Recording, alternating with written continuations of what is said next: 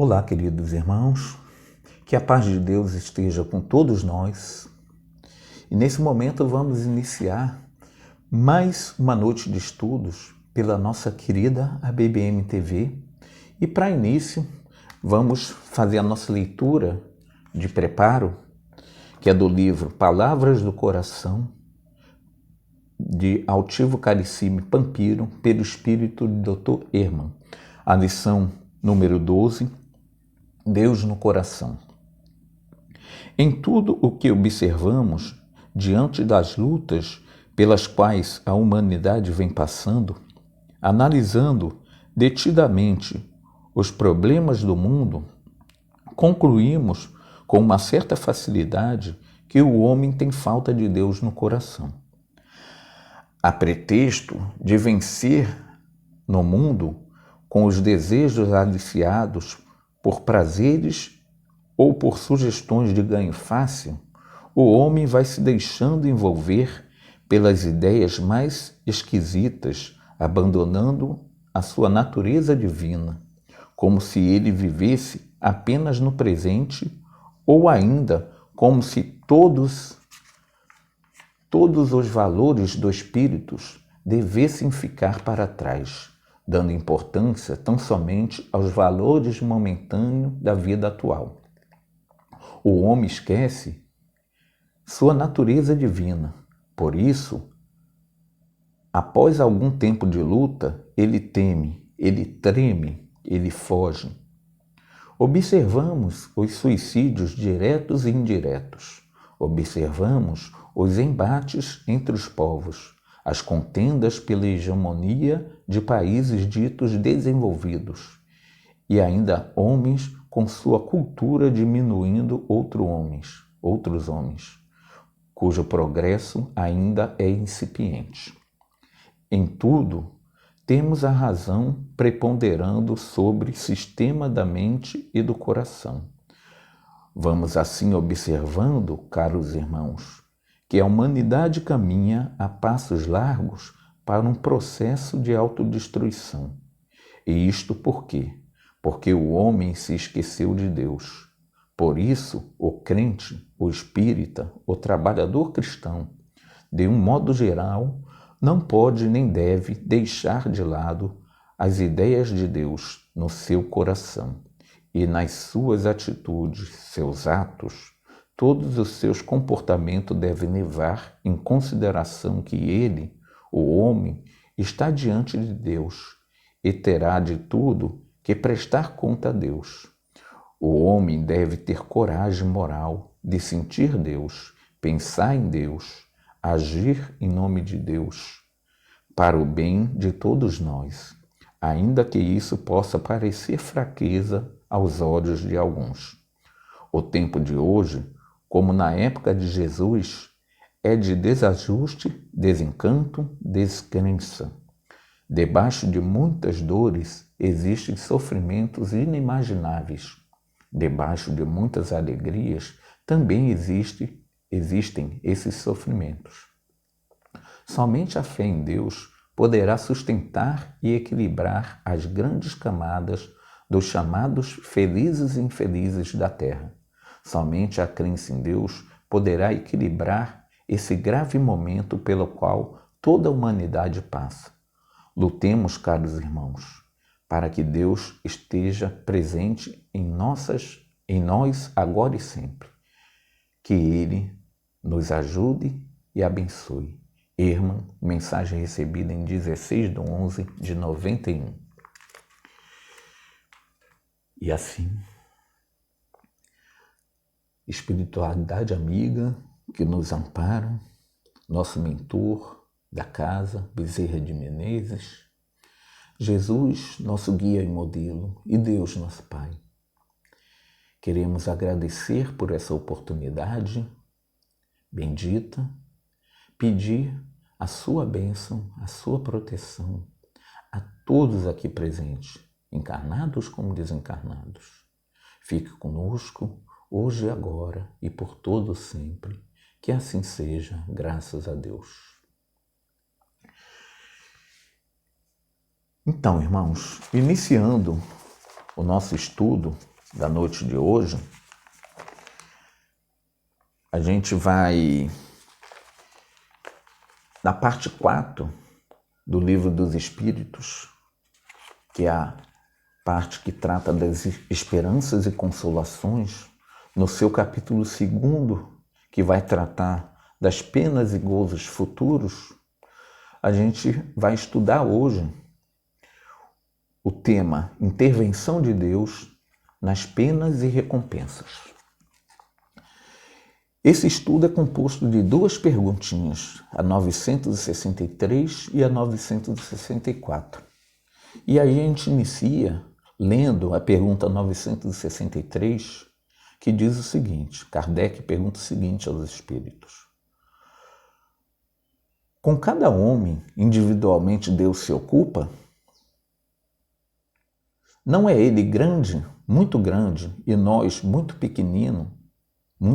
pequeninos, para que cada indivíduo em particular tenha a seus olhos alguma importância? E os espíritos respondem a Kardec: Deus se ocupa com todos os seres que criou. Por mais pequenino que seja, nada para a sua bondade é pequenino demais. E aí, caríssimos irmãos, nós, como falamos, estamos na pergunta 963 e daqui a pouco vamos também refletir acerca da pergunta 964 do Livro dos Espíritos, que é composto por 1019 perguntas. Ou seja, estamos no finalzinho do Livro dos Espíritos. E para a gente iniciar essa nossa conversa da noite de hoje, vamos lembrar a primeira pergunta, a pergunta número 1 do Livro dos Espíritos, que Kardec pergunta aos espíritos: que é Deus? Não quem é Deus, mas sim que é Deus. E a resposta é: Deus é a inteligência suprema, causa primária ou primeira de todas as coisas. E a gente vai recorrer a outra obra da codificação, que é Instruções Práticas sobre as Manifestações Espíritas, que aí completa sobre Deus. Deus é a inteligência suprema, causa primeira de todas as coisas, eterno, imutável, imaterial, único, todo-poderoso, soberanamente justo e bom, infinito em toda a sua perfeição. E aí, para a gente iniciar nessa conversa, a gente veio lá no início do Livro dos Espíritos e recorreu a outra obra da codificação para a gente refletir a respeito desse Deus do qual a doutrina espírita nos traz, do qual a doutrina espírita nos informa. Não é aquele Deus com característica humana, antropomórfico, aquele senhor ancião de barbas compridas, aquele Deus que a gente aprendeu lá na nossa infância, que Deus castiga. Não, não é esse Deus. Deus é soberanamente justo e bom. Deus é inteligência suprema. Deus é amor incondicional. E sendo ele amor incondicional, ele não poderia esquecer ou deixar para segundo plano qualquer uma de sua criatura, por mais pequena que fosse. Outra pergunta, que é a pergunta 100 do Livro dos Espíritos, onde vai se tratar da escala espírita, percebemos que nós somos espírito de terceira ordem. De espírito de terceira ordem que somos, carregamos conosco as paixões, os nossos excessos. Excessos esses que nos cegam, nos desvia do caminho correto, que é a conduta que Deus espera de cada um de nós. E quando nós nos desviamos desse caminho correto, espírito imperfeito que somos, a gente tem o hábito de, quando estamos no mais alto poder, ignorarmos as outras criaturas que estão abaixo de nós. Pensarmos assim, somos grandes demais para dar importância a essa criatura, a esse ser insignificante, ainda falamos assim. Deus não é assim.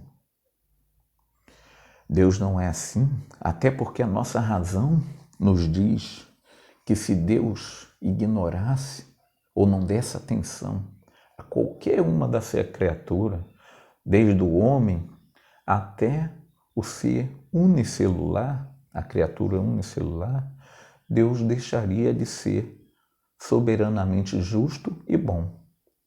Ele perderia esse atributo. E perdendo esse ou qualquer dos atributos de Deus, Deus deixaria de ser Deus.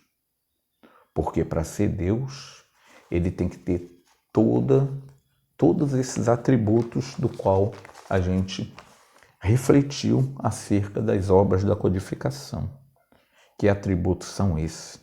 Inteligência suprema, causa primeira de todas as coisas, eterno, imutável, imaterial, único, todo-poderoso, soberanamente justo e bom, infinito em toda a sua perfeição.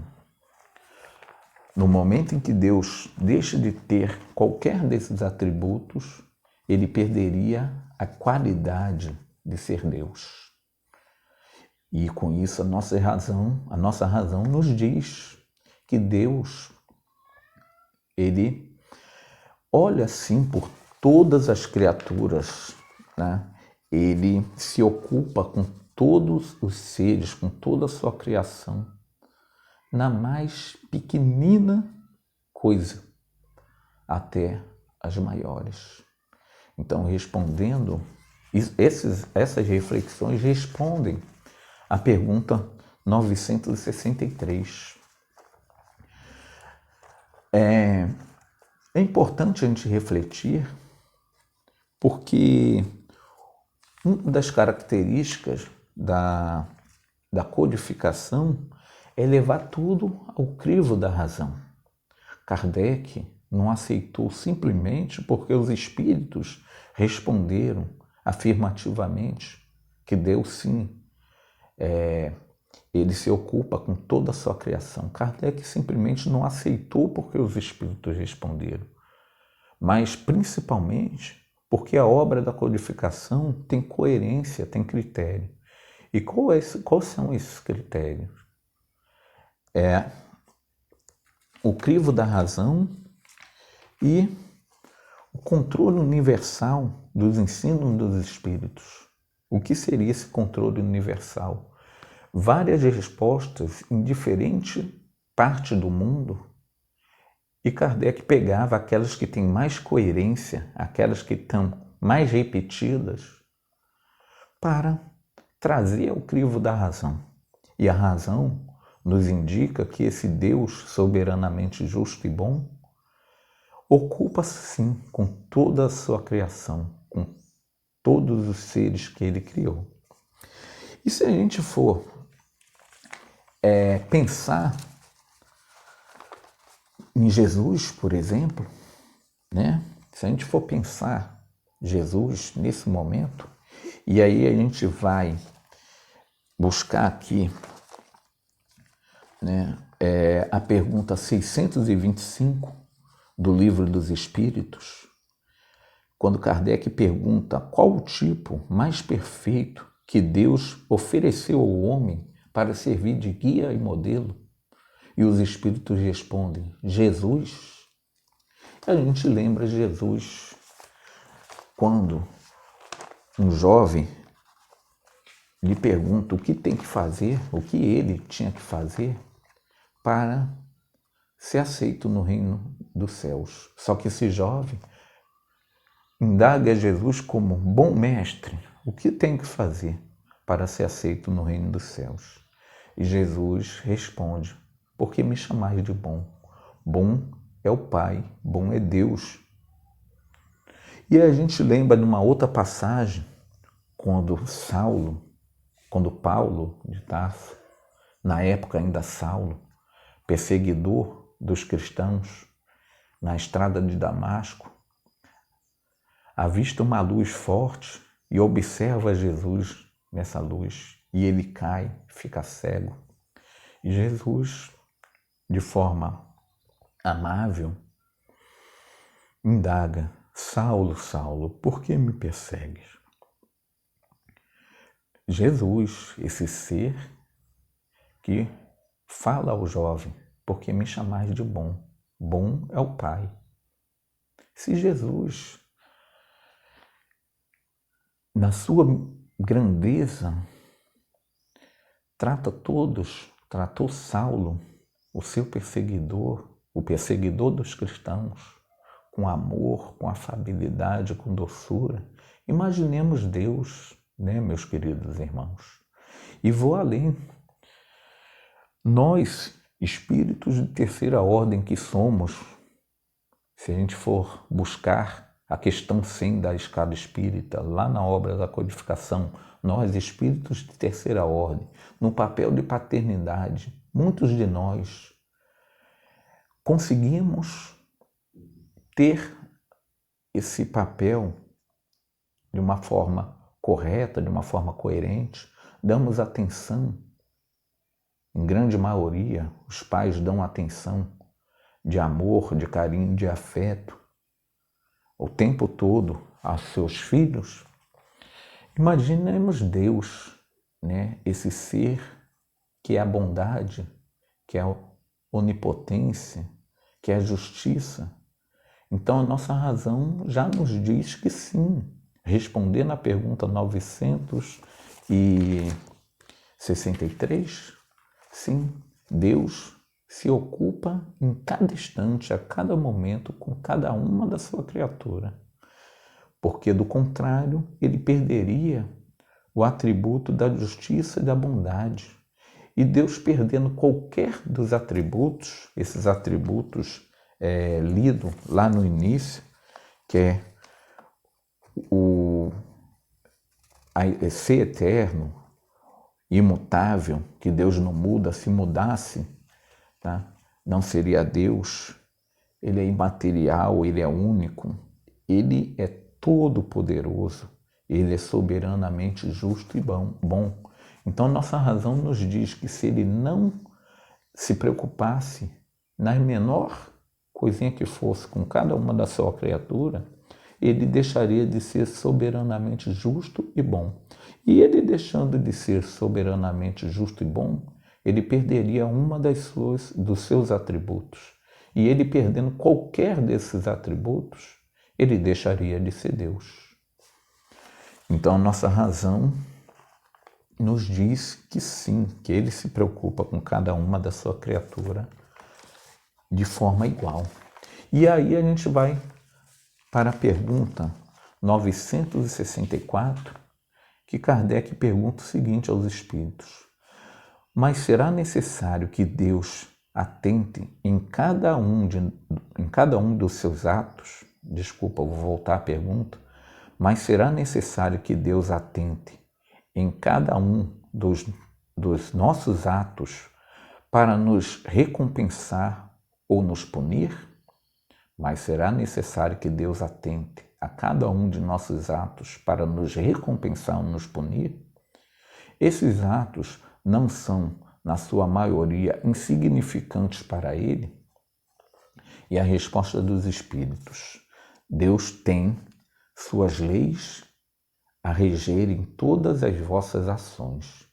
Se as violais, vossa é a culpa. Indubitavelmente, quando um homem comete um excesso qualquer, Deus não profere contra ele um julgamento dizendo, por exemplo, foste guloso, vou punir-te. Ele traçou um limite. As enfermidades muitas vezes a morte são as consequências dos excessos. Eis aí a punição. É o resultado da infração da lei. Assim em tudo. E aí, a gente aqui vai recordar também, para refletir a respeito dessa pergunta e dessa resposta, a gente vai recordar a parte terceira do Livro dos Espíritos, tratando das leis divinas e naturais, que são as seguintes: a lei da adoração, a lei do trabalho, a lei da reprodução, a lei da conservação, a lei da destruição, a lei da sociedade, a lei do progresso, igualdade, liberdade, justiça, amor e caridade. Essas 10 leis são as leis naturais e divinas. No momento em que nós nos desviamos do caminho reto dessa lei para pegar qualquer dos atalhos, a gente deixa de seguir o caminho correto, a gente viola essas leis. E a gente violando essas leis, nós nos punimos.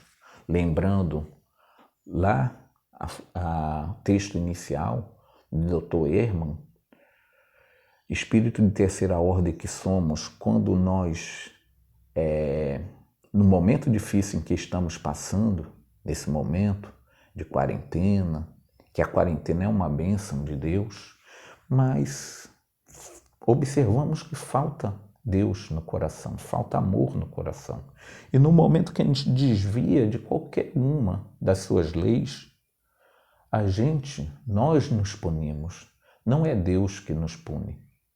Lembremos que não existe aquele Deus antropomórfico com características e paixões humanas, mas nós próprios nos punimos.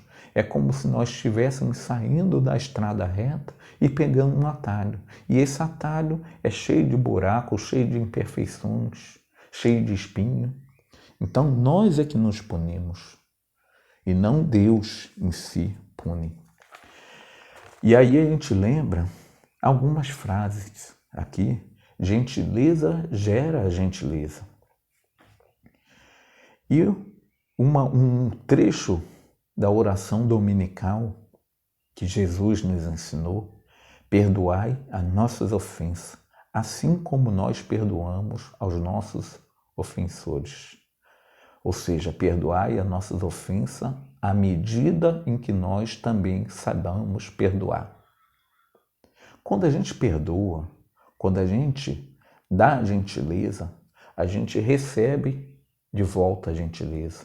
A gente recebe de volta o perdão por uma razão muito simples. Existe uma lei, que é a terceira lei de Newton, está na ciência, que é a lei de ação e reação, que ela diz o seguinte: toda ação corresponde a uma reação de igual intensidade, mas que atua em sentido oposto. Ou seja, no momento que a gente age, a gente recebe algo em troca, de igual intensidade, só que no sentido oposto, volta para a gente. Então, se a gente dá a gentileza, de fato a gente recebe de volta a gentileza. Se a gente perdoa, de fato a gente tem o perdão de volta para a gente. Se a gente dá ódio, a gente recebe ódio em troca. Se a gente dá incompreensão, a gente recebe incompreensão. Então Deus não pune. Nós nos punimos a partir do momento que a gente, pela nossa cegueira das paixões, a gente deixa o propósito de ter Deus, essa divindade que está dentro de cada um de nós. E a gente, desviando da estrada correta, pegando atalho, ignorando a Deus, a gente age de contrário às suas leis divinas. E com isso, a gente recebe para nós tudo aquilo que a gente está doando. Porque quando a gente deixa de ter Deus dentro de nós, a gente deixa de ter amor. E deixando de ter amor, o que a gente vai oferecer? A gente vai oferecer incompreensão, a gente vai oferecer ódio, a gente vai oferecer a guerra. E aí, lembrando da lei de ação e reação, a gente vai ter tudo isso em sentido oposto, de volta, devolvido para nós. E assim a gente encerra o nosso estudo de hoje refletindo acerca disso, refletindo essa questão que Deus não pune. Nós nos punimos quando a gente desvia da conduta correta, quando a gente desvia da essência que é Deus que está em cada um de nós. Fiquemos todos em paz. E nesse momento vamos fazer a nossa oração para encerrarmos nosso estudo na noite de hoje, agradecendo a espiritualidade amiga que nos inspira nesse momento, agradecendo ao nosso querido patrono Bezerra de Menezes, agradecendo a Jesus, o nosso guia e modelo, e principalmente, acima de tudo, agradecendo a Deus nosso Pai por mais uma oportunidade de refletirmos acerca do Evangelho, acerca do Livro dos Espíritos, acerca das obras da codificação. Obrigado por essa oportunidade. Esteja com cada um de nós nesse momento. Esteja com aqueles irmãozinhos em situação de rua, com aqueles irmãos privados de liberdade, com aqueles irmãos que já deixaram as vestes físicas, com todos aqueles irmãos que estão nos assistindo e aqueles, Senhor, que também não estão assistindo, independente de crença, de credo, de raça, que todos possam ser abençoados. Fique conosco hoje, agora e por todo sempre. Que assim seja, graças a Deus.